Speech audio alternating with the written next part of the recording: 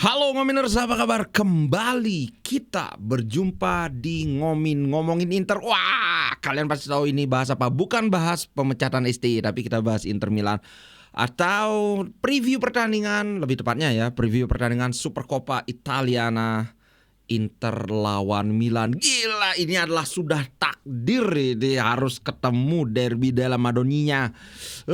Buat kalian yang nggak tahu, pertandingan ini akan diadakan besok jam 3 WITA. Berarti kalau WIB itu jam 2 berarti ya, biar nggak salah ya.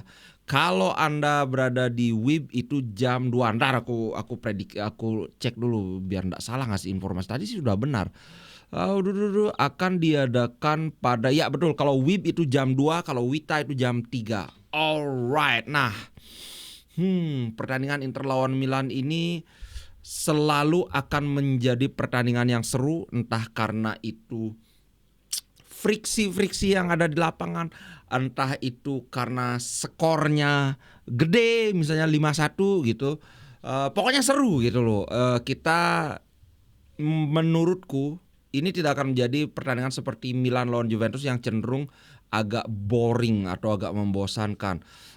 Juventus yang sudah ganti pelatih, tapi sekarang banyak yang ini jangan-jangan Allegri berkedok mota ini, karena ternyata pada banyak pertandingan Juventus cenderung mainnya bertahan gitu, padahal Mota ketika dia pegang bolonya mainnya asik banget. Nah, kita belum tahu apa yang terjadi di internal Juventus. Mungkin dia terpaksa, mungkin karena banyak pemainnya cedera, mungkin karena pemainnya belum bisa menerapkan strategi-strategi yang dia mau, entahlah. Yang jelas sekarang kita lawan Milan.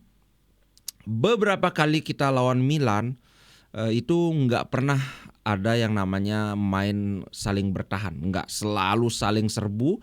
Serbunya bisa dengan menyerbu dengan bola, bisa juga menyerbu dengan siku.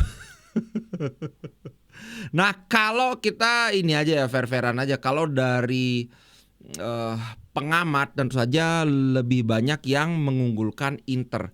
Karena aku sempat lihat di bola, Inter itu, aku tahu bahwa Inter itu sedang ganas-ganasnya, cuma angka-angkanya itu kan nggak apa ya, nggak hafal. Nah, ini aku baru baca, ternyata termasuk atas kemenangan atas Atalanta di semifinal, Inter itu sudah mencetak 15 gol dalam 5 laga terakhir di semua ajang tanpa sekalipun kebobolan. So, dengan modal ini mestinya sih, kalau tidak ada aral melintang atau tidak ada tiba-tiba pemain Inter nginjak kodok, itu mestinya Inter bisa menang. Tapi ini biar kita objektif, kita fair-fairan aja ngomong. Ketika Inter ketemu Milan di Serie A, sama juga. Kalau nggak ada hal yang aneh-aneh mestinya Inter menang. Tapi kenyataannya Inter kalah 2-1. Nah, walaupun kekalahan itu terus terang saja memberi efek yang sangat 180 derajat berkebalikan dengan antara yang dialami Milan dan Inter. Milan habis menang lawan Inter seolah-olah menegaskan bahwa tujuan Milan itu cuma biar bisa ngalahin Inter aja. Karena habis itu dia menang sekali lawan apa gitu, tapi habis itu nyungsep. Inter Milan habis kalah lawan Milan meroket. Terbukti sekarang Inter itu ada di posisi 3 dengan 17 pertandingan, sementara Napoli itu udah 19 pertandingan. Dan Inter cuma berjarak 4 poin dengan Napoli. Sedangkan Milan itu tercecer di peringkat 8 nih, sorry enggak kelihatan. Ini di peringkat 8 dengan hanya 27 poin dari 4 kekalahan 6 kali seri. Sedangkan Inter 4 kali seri 1 kali kalah, sisanya itu menang. So ibaratnya bagusnya Inter itu adalah ketika kalah mengejutkan itu secara mental kita nggak kena mental lah, kalau bahasa orang sekarang itu nggak ada kena mental, malah kita masih kayak bajingan ini macem-macem, oke. Langsung ngegas kan.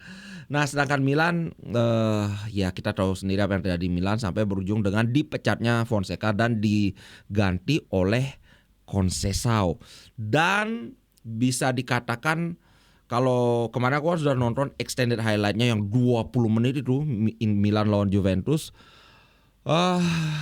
tidak banyak yang bisa aku komentari tentang Conceição ya. Dari segi permainan, kalau misalnya dia seketika mau merombak Milan itu namanya ini nembak kaki sendiri. Tapi yang dia lakukan adalah memperkuat pertahanan, berusaha melakukan serangan lebih banyak dari skema serangan balik dan direct attack. Bahkan ketika mereka pegang bola pun mereka berusaha lebih langsung ke depan, nggak kayak Inter yang kesana kemari dulu berusaha membongkar, berusaha narik permainan musuh atau narik pemain-pemain musuh. Enggak, kalau Conceição yang aku lihat di pertandingan pertamanya itu direct pang gitu. Apalagi di babak kedua terbukti lawan Juventus di babak pertama Milan itu 50 berapa persen gitu penguasaan bolanya, tapi di babak kedua penguasaan bola mereka turun menjadi 39%, tapi peluang mereka menjadi jauh lebih banyak dibandingkan babak pertama. So sepertinya tidak ada alasan bagi Conceição untuk tidak menerapkan strategi yang sama. Oke? Nah, kalau dari Inter sama juga, nggak ada alasan buat Inter mengubah skema permainan untuk melawan Milan. Apalagi Milan itu ditangani oleh pelatih baru yang apa ya, belum tahu nih kayak gimana mainnya gitu loh. Lain kalau misalnya Inter, semua orang bisa mengamati, oh Inter tuh mainnya kayak gimana, wah kita bisa coba cari counter strateginya. Nah sekarang ini si Conceição ini pelatih baru di Milan, gimana mau nyari counter strategi, kita nggak tahu. Sehingga pilihan yang paling logis ya Inter harus bermain dengan cara yang sudah sangat akrab di benak masing-masing pemain Inter ya, possession football, kemudian ketika ada kesempatan sesekali melakukan direct attack, bisa kayak yang aku bahas kemarin loh, dari De Vrij langsung ke Lautaro, umpan-umpan seperti itu. Apalagi kita punya at least 2 center back yang bisa melakukan umpan panjang yang mengejutkan dari kedalaman langsung ke lini depan, dalam artian membypass lini tengah. So Inter itu menurutku Arsenal itu bukan Arsenal klub London itu. Arsenal itu maksudnya gudang senjata. Apa ya? Koleksi senjatanya itu lengkap banget. Mau possession bisa, mau counter attack bisa. Gol keduanya Dumfries itu kan counter attack yang luar biasa, yang sangat indah menurutku. Sehingga ya udah, kita nggak usah mikir Milan maunya kayak gimana mainnya. Kita berusaha bermain dengan cara Inter. Itu menurutku pendekatan terbaik yang bisa dilakukan oleh Inter. Nah, kemudian ada ini yang menarik, komentar yang menarik dari Arrigo Sacchi. Sudah tadi aku baca bahwa sama sih, secara umum dia bilang kemungkinan besar Inter yang menang. Tapi satu-satunya peluang di mana Milan bisa menyulitkan Inter itu adalah dengan kecepatan. Nah, tentu saja ini sangat nyambung dengan yang aku bilang direct attack. Direct attack itu ya tentu saja mengandalkan kecepatan. Memang Milan itu punya beberapa pemain yang unggul dari segi kecepatan. Ada Chukwueze, ada Pulisic lumayan kencang tapi nggak sekencang Chukwueze. Kemudian ada Theo Hernandez, ada Rafael Leao. Tapi ngomong-ngomong Rafael Leao, kemarin kan aku bilang bahwa Rafael Leao itu cedera, tapi dia cukup fit, cuman nggak sebagai starter.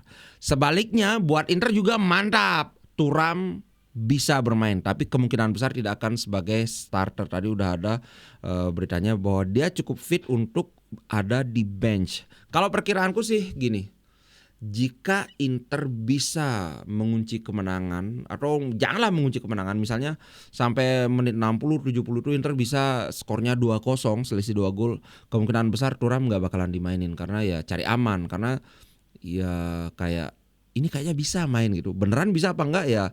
Ya kayaknya bisa. Cuma gitu aja kan. Namanya tim medis kan gak bisa bilang 100%. Oh ini enggak. Jangankan yang ada cedera ringan, Thuram kan ada cedera ringan, yang semula segar bugar aja bisa tiba-tiba cedera pada saat bermain. Nah gitu, sehingga ya kalau aku prediksi kalau nggak terpaksa sekali Inter nggak akan memainkan si Marcus Thuram. Nah Inter kan sudah ada waktu 5 hari istirahat ini. Tentu saja ini adalah sebuah keuntungan juga kan. Karena Milan mainnya 1 hari setelah Inter. Jadi kita dapat 1 hari lebih lama waktu istirahatnya. Sehingga kemungkinan besar line up kita tidak akan banyak berubah dibandingkan ketika bermain lawan Atalanta kecuali Thuram. Tapi kalau misalnya Thuram dimainkan sebagai starter, aku akan sangat terkejut sih. Yang lain-lain De Vrij ya gimana lagi, siapa yang mau dimainkan kalau bukan De Vrij kan. Bisek ya pasti Bisek, siapa mungkin Darmian tapi mending Bisek lah. Bisek di kanan, di kiri Bastoni. Kemarin juga Bastoni kan sudah ditarik lebih awal kan, Augusto yang main. Di Marco juga mestinya bisa. Di Marco aku lupa kemarin main full 90 menit apa enggak ya. Pokoknya Di Marco main karena udah ada 5 hari waktu istirahat, ini udah nggak ngaruh lagi mau istirahat mau, apalagi Barella kan sudah menit keberapa itu 70 apa berapa itu sudah ditarik dia. So ya line up tidak akan banyak berubah kecuali Thuram, itu aja sih. Kalau Josep Martinez aduh jangan dulu deh. Kemarin itu kalau lawan Atalanta itu kipernya bukan Sommer, bisa jadi kita kebobolan. Minimal 1 aku yakin pasti kebobolan. So aku nggak ngelihat ada alasan yang kuat bagi Inzaghi untuk mencoba-coba memainkan si Jomar. Itu bro, kalau dari aku sebelum aku tutup mungkin aku inikan dulu beberapa statistik pertandingan Inter lawan Milan. Dari pertama head to head 5 pertemuan terakhir ini aku ambil dari bola.net ya. 5 pertemuan terakhir itu Inter menang 4 kali dan kalah 1 kali yang terakhir ini yang di Liga. Kemudian 5 pertandingan Inter terakhir sudah aku bahas tadi, Inter menang semua dan itu menangnya ngeri. 15 gol dalam 5 pertandingan, berarti itu rata-rata 3 gol. Sebenarnya enggak sih 3 gol. Ini yang bikin banyak tuh gara-gara kita menang besar lawan Lazio 6-0. Kemudian setelah itu menang 2-0 lawan Udinese, 2-0 lawan Como, lawan Cagliari 3-0, kemudian lawan Atalanta 6-0. Sehingga ya jadinya 15 gol. Sedangkan 5 pertandingan terakhir Milan, nah ini agak-agak jomplang. Karena ya memang performa Milan lagi naik turun nggak jelas, makanya Fonseca dipecat. Mereka menang 3 kali, seri 2 kali. Untung nggak kalah. Bahkan sebenarnya menurut aku nggak jelek banget sih Milan ya. Cuman hasil-hasil jelek yang dialami oleh Milan itu kebetulan ngumpul di Liga, makanya posisi mereka itu melorot banget ke posisi 8. Tapi di ini kan lumayan bagus mereka di UCL. Kalau nggak salah di UCL itu mereka peringkat 8 besar ya. Coba kita lihat biar nggak asal ngomong. Milan itu 12. 12 ini kan masih bisa lolos dengan playoff. So, posisi 12 di Liga Champions itu tentu saja beda dengan posisi 8 di Serie A. Karena apa? Karena Liga Champions itu kan isinya klub-klub terbaik se-Eropa. Sedangkan Liga Italia itu kan klub-klub se-Italia aja. Jadi ada di peringkat 8 dari klub-klub Italia. Ngerti kan maksudnya? Kalau di Liga Champions saingannya se-Eropa, ini saingannya se-Italia. Aduh. Itulah menurutku yang bikin Fonseca itu jadi namanya miring. Gara-gara hasil-hasil jelek itu nemplok di Serie A gitu. Bayangin, di Serie A itu Milan itu menang 2 kali aja 5 pertandingan terakhir. Menang 2 kali, kalah sekali, seri 2 kali. So, ya terpaksa sih. Makanya aku ingat dengan percakapanku sama si Reza Pinball. Kan aku bilang bukan Reza, Bara. Yang aku bilang jangan-jangan ini tahu nggak ada teori konspirasi bahwa Inzaghi sengaja ngalah sama Milan 2-1 itu supaya Fonseca nggak dipecat. Karena waktu itu sentimen yang memanas itu adalah kalau sampai kalah lawan Inter, Fonseca akan dipecat saat itu juga.